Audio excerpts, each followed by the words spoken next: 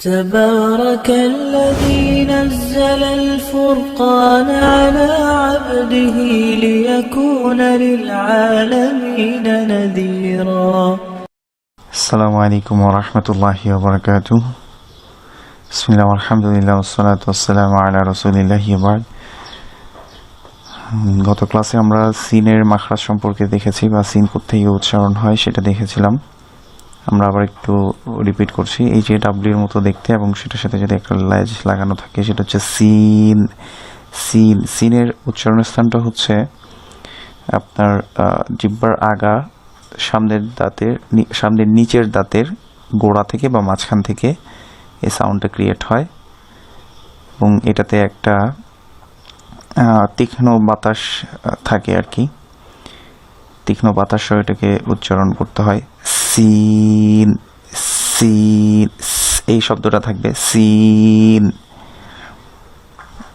এবার আমরা একটু বয়ে যাই, আমরা গত ক্লাসের পড়াগুলোকে একটু রিপিট করি। সিনের উপর ফাতহা দিলে হবে সা। যখন সংযুক্ত অক্ষরে আসবে সিন তখন এইভাবে হবে সা, অর্থাৎ সিনের সাথে আ যুক্ত হলে হবে সা। এগুলো আমরা একবার পড়ে যাই, এটা গত ক্লাসে পড়েছিলাম। দারসা, গত ক্লাসে আমাদের যে লেসনটা ছিল সেটা হচ্ছে হামজার সাথে যদি সাকিন হয় হামজাকে তখন এর আগের শব্দটা এসে ধরে ফেলবে এবং হামজার উচ্চারণের স্থান আমরা বলেছিলাম যে হালক বা কণ্ঠনালীর একদম শুরু, সেখান থেকে হবে, একটু শক্তভাবেই হবে। এটা সাউন্ড একদম অফ হয়ে যাবে। র র রয়ের উপরে আ দিলে র, বা রয়ের উপর ফাতহা দিলে র, কিন্তু হামজার উপর যেহেতু সাকিন বা আলিফের উপর যেহেতু সাকিন, এই র সাউন্ডটা গিয়ে হামজাকে ধরে ফেলবে। র সিনের উপরে উন যোগ করা অথবা দম্মাতান দিয়ে সুন, র সুন, র সুন। এরপরে বে সুন, এমসি। গত ক্লাসে আমরা যেটা শিখেছিলাম যে নুন সাকিন অর্থাৎ নুনের পর এই যে এক দাগের উপর এক মুক্তা, এটা হচ্ছে নুন। নুন সাকিনের পরে যদি সিন আসে নুন সাকিনটাকে গোপন করে পড়তে হয়, অর্থাৎ নুনের যে উচ্চারণের স্থান সেখান থেকে এটা একটু নেজাল সাউন্ডে অর্থাৎ নাকে একটু উচ্চারণ করে নুনটাকে আমরা গোপন করে পড়বো। এটাকে আমরা বলি ইকফা। ইং সুন, ইং সুন। এরপর নেজেসুন, ইবেলিসু বা সাকিন কলকলা, ইবে লামের নিচে কাসরা বা মিয়া সাকিন থাকার কারণে লি একালিফ মাদ হবে। ইবেলিসু, ইবেলিসু। এরপরে দাল সাকিন, এটাও বায়ের মতো কলকলা হয়। ইবে যেরকম হয়েছিল এখানে হবে ইদে, ইদে রিসু, ইদে রিসু। এরপরে এটা দেখি যে রর উপর ফাতহা দিলে বা রয়ের উপর আ যুক্ত হলে র, এটা এখানে তাসদিদ, তাসদিদ মানে সেখানে একটা লুকায়িত সাকিন আছে। তো র সাউন্ডটা গিয়ে আগে সিনকে ধরবে রস, তারপর সিনের উপর দম্মাতান বা উন যোগ করা সুন, রস সুন, রস সুন। আমরা পরবর্তী পেজে চলে যাই। এখানে দেখি যে হামজার উপরে ফাতহা দিয়ে আ গিয়ে সিনকে ধরবে এস, এস। আমরা মনে রাখবো সিনের সাউন্ডটা একেবারে তীক্ষ্ণ একটা বাতাস সহকারে এটা উচ্চারিত হবে। এস, লামের সাথে আযোগ করা লা, মিমের সাথে আযোগ করা মা।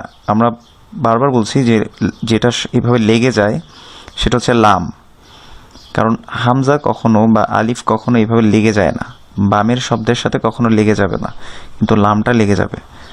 আসলামা, আসলামা। এরপরে মিমের উপর আযোগ করা মা, মাটা গিয়ে সিনের উপরে সাকিন দেয়া, সিনকে গিয়ে ধরবে মেস, মেস। এটা হচ্ছে জিম, জিমের নিচে ই যোগ করে জি, মেস জি। দালের উপরে উন যোগ করে দুন, মেস জি দুন, মেস জি দুন। এরপরে মিমের সাথে আ দেয়া অথবা ফাতহা দেয়া মা, সিনের সাথে ফাতহা দেয়া সা অথবা আ যোগ করে সা, কিন্তু এই ফাতহার বামে খালি আলিফ থাকাতে এটা এক আলিফ মাদ হবে। মেসা, মেসা। জিমের নিচে কাসর দেয়া বা ই যোগ করা জি, মেসাজি, মেসাজি। দালের উপরে দম্মা দেয়া বা উ যোগ করা দু, মেসাজিদু, মেসাজিদু। আমরা পড়ার সময় একটা জিনিস খেয়াল করব, আমরা যারা একেবারে নতুন আমরা একেবারে পড়ে ফেলতে চাইবো না, মানে ভেঙে ভেঙে পড়বো। যেমন মেসা, মেসা জি দু, মেসাজিদু, এভাবে ভেঙে ভেঙে পড়বো। আচ্ছা, এরপরে আসি আমরা এখানে এস, জিমের উপরে উযোগ করা বা দম্মা দেয়া জু, এস জু। দালের উপরে উযোগ করা দু, এস জুদু, এস জুদু, তেস জুদু, এটা নিজে নিজে বানান করার চেষ্টা করবেন, অথবা তাস জুদু, জুদু জুদু সেম এখানে, সেজন্য এস জুদু তেস জুদু। তারপরে এখানে দেখি সিনের সাথে আ যোগ করা সা,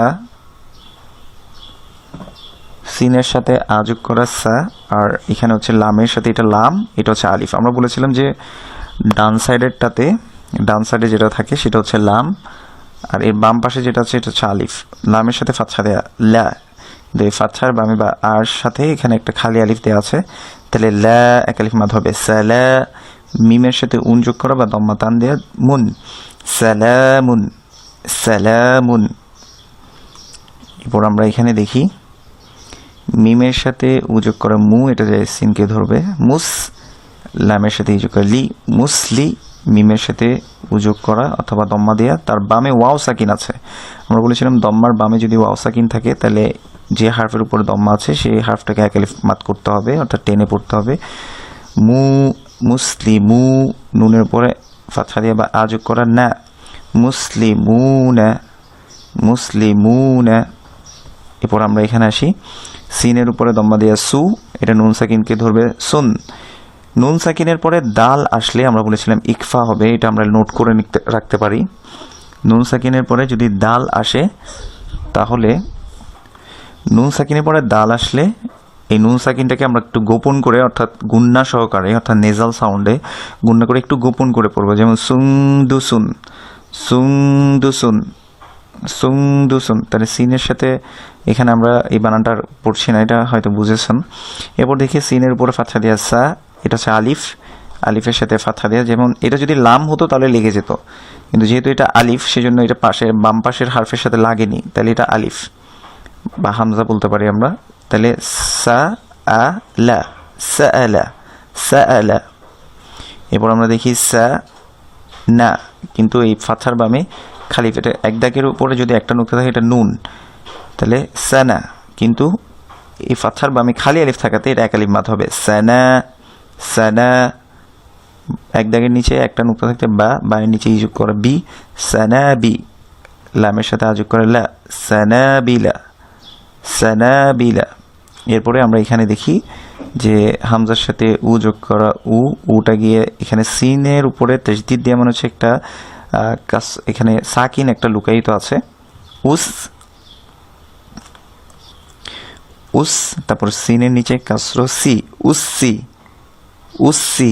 তারপরে সিনের উপর আবার আ যোগ করা সা, উসসিসা, উসসিসা। এরপর এখানে দেখি সা এক আলিফ মাদ, সা মি দু, এখানে দম্মার বামে ওয়াও আছে সেজন্য এই দুটা এক আলিফ মাদ হবে। দু, সা মি দু না, সা মি দু না, সা মি দু না, সা এক আলিফ মাদ, দু এক আলিফ মাদ, সা মি দু না। এরপরে আমরা এটাতে এর পরের উদাহরণে দেখি যে সু না নুন, সু না নুন, সু না নুন, কোথাও কোনো মাদ হবে না। এরপর এখানে দেখি আ গিয়ে সিনকে ধরেছে আস ব্যা, আস ব্যা। দেখেন এটা কিন্তু সিনের মাথা, তিনটা মাথা হচ্ছে সিনের। এরপরে যেটা এক দাগের নিচে এক নুক্তা, এটা হচ্ছে ব্যা, আস ব্যা, কিন্তু ওই ফাতহার বামে খালি আলিফ থাকাতে এটা এক আলিফ মাদ হবে বাটা। আস ব্যা, বায়ের সাথে দম্মাতেন বুন, আস ব্যা বুন, আস ব্যা বুন। এরপর আমরা এখানে দেখি সি, সিটা গিয়ে জিমকে ধরেছে, জিম, জিমের নুক্তা নিচে হয়, এটা আমরা মাথায় রাখবো। তাহলে জিমকে ধরার কারণ হচ্ছে তাসদিদ মানে হচ্ছে একটা লুকায়িত সাকিন আছে। সিজ, জিমের নিচে ই যোগ করা জি, সিজ জি, কিন্তু এই কাসরর বামে ইয়া সাকিন থাকার কারণে, এক দাগের নিচে দুটো নুক্তা হলে এটা হচ্ছে ইয়া, কাসরর বামে ইয়া সাকিন থাকার কারণে এটাতে এক আলিফ মাদ হবে। সিজ জি, সিজ জি, লামের সাথে উন যোগ করে লুন, সিজ জি লুন, সিজ জি লুন। এরপরে আমরা এরপরের উদাহরণ আসি সি, সিটা গিয়ে জিমের উপরে সাকিন আছে, জিম সাকিনও কলকলা হয়, বা যেমন কলকলা হবে জিম সাকিনও তেমনি কলকলা হবে, সেজন্য এটা কলকলা করে পড়বো। সিজে, সিজে, নুনের সাথে উন যোগ করা নুন, সিজে নুন, সিজে নুন। এরপর এখানে আসি এক দাগের উপরে দুটো নুক্তা হলে এটা হচ্ছে তা, তার সাথে ফাতহা দেয়া তা, এটা হামজা, এই হামজার উপরে সাকিন দেয়া, তাহলে তা তা আমরা যেটা আগে পড়েছিলাম তা সি, সিনের নিচে ই যোগ করা সি, তা সি। রর সাথে উ যোগ করা রু, কিন্তু উর পাশে ওয়াও সাকিন এসে বা দম্মার বামে ওয়াও সাকিন থাকলে এটাকে এক আলিফ মাদ করে পড়তে হবে রু তা সি রু না, তা সি রু না, তা সি রু না। আশা করি এটুকু বুঝাতে পেরেছি এবং আমরা লেসন 20তেও চলে যাই। আজকে আমরা এখানে শিখব যে নিচে কাসরতান হলে কি হয়। যেমন বায়ের নিচে যদি একটা কাসরদি হবে বি, বা বায়ের সাথে ই যোগ করলে হবে বি, কিন্তু বায়ের সাথে যদি দুটো এরকম ই সাইন দেওয়া অথবা দুটো কাসর হয় সেটাকে আমরা বলবো কাসরতান। এটার উচ্চারণ হয় ইন। তাহলে বায়ের সাথে লাগার কারণে হবে বিন, বায়ের সাথে ইন লেগেছে বিন, এটা বি এটা বিন, বি বিন। আমরা এখানে দেখি তাহলে জিম, জিমের সাথে আ দেয়া যা, যাটা কি নুনকে ধরেছে, নুন তাসদীদ আমরা বলেছি গুন্না হয়। যদি মনে থেকে থাকে আমরা একটু আবার রিপিট করবো এগুলো। তাহলে কি হবে জেন, জেন একটু নাকে ধরতে হবে, এটা কতক্ষণ এক আলিফ মাত করার মতো জেন। তারপর নুনের উপরে ফাতহা দিয়া না, জেন না, কিন্তু এই ফাতহার বামে খালি আলিফ থাকাতে এটা এক আলিফ মাত হবে, এটা এক আলিফ মাত হবে জেন না। প্রথমে হবে কি জেন নুন তাসদীদ, সেজন্য ওয়াজিব গুন্না হবে জেন, তারপরে ফাতহার বামে খালি আলিফ থাকাতে এটা এক আলিফ মাত হবে না, জেন না। তার নিচে কাসরতান তিন, জান্নাতিন, জান্নাতিন। এরপর আমরা দেখি সা মু, উর পাশে ওয়াও সাইন দেওয়া আছে সেজন্য এক আলিফ মাদ হবে সামু। মিমের নিচে কাসরতান বা ইন যোগ করা মিন, সামুমিন, সামুমিন। এরপরে দেখি এক দাগের নিচে এক নুক্তা একটা বা, এর উপর ফাতহা দিয়ে বামে খালি আলিফ থাকাতে এটা এক আলিফ মাদ হবে বা। বার নিচে ইন যোগ করা বিন, বা বিন, বা বিন। আমরা মনে রাখবো যে এই সাইনটা হচ্ছে ইন সাইন, ইন। আমরা যদি ইংলিশে দেখি আই অ্যান্ড ইন, তাহলে বা বিন, বায়ের সাথে ইন যোগ করেছে সেজন্য হবে বিন। এরপর আমরা এখানে দেখি সিনের সাথে উ যোগ করা সু, সুটা কি নুনকে, নুন যেহেতু সাকিন এক দাগের উপরে যদি একটা নুক্তা হয় এটা নুন, তাহলে কি হবে সুন। কিন্তু এর বাইরে আসছে দাল, নুন সাকিনের পরে দাল আসলে আমরা বলেছি যে নুন সাকিনকে ইকফা করে অর্থাৎ গোপন করে পড়তে হয়। তো সেজন্য আমরা একটু গুণনা করে পড়বো, অর্থাৎ ইকফা করে পড়বো, অর্থাৎ একটু গোপন করে। ইকফা মানে হচ্ছে গোপন করা। সুংদু, সুংদু। সিনের সাথে ইন যোগ করা সিন, সুংদু সিন, সুংদু সিন। এরপর এটা দেখি এক দাগের উপর এক নুক্তা হলে এটা হচ্ছে নুন, নুনের পর ফাথা আ দেয়া না, এর বামে খালি আলিফ থাকাতে এটা এক আলিফ মাদ হবে না। রর সাথে ইন যোগ করা রিন, না রিন, না রিন।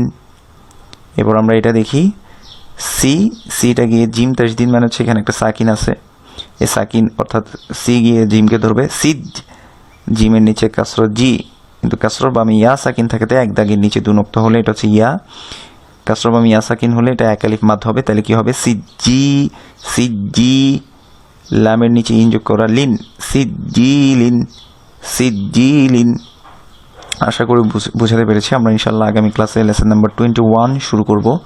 আজ এতটুকুই। সুবহানাকা আল্লাহুম্মা ওয়া বিহামদিক আশহাদু আল্লা ইলাহা ইল্লা আনতা আস্তাগফিরুকা ওয়া আতুবু ইলাইক। জাযাকুমুল্লাহু খাইরান। আসসালামু আলাইকুম ওয়া রাহমাতুল্লাহি ওয়া বারাকাতুহু।